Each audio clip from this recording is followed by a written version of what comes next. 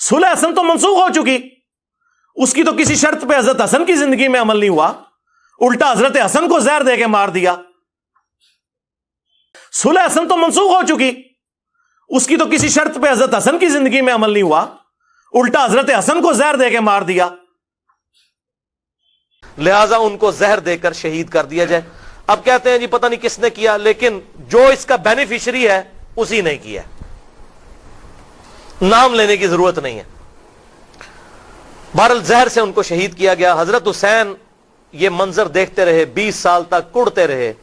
उन्होंने कई खत भी लिखे हजरत अमीर माविया रदी अल्लाह तआला अन्हु को कि जो कुछ तुम उम्मत के साथ कर रहे हो, मुझ पर तुम्हारे खिलाफ क़याम वाजिब हो चुका है। मैं डरता हूं मैं अल्लाह को क्या मुंह दिखाऊंगा, लेकिन मैं अपने भाई की सुलह का पाबंद हूं।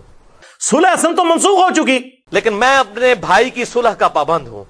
सुलह हसन तो मनसूख हो चुकी, लेकिन मैं अपने भाई की सुलह का पाबंद हूं। सुलह हसन तो मनसूख हो चुकी।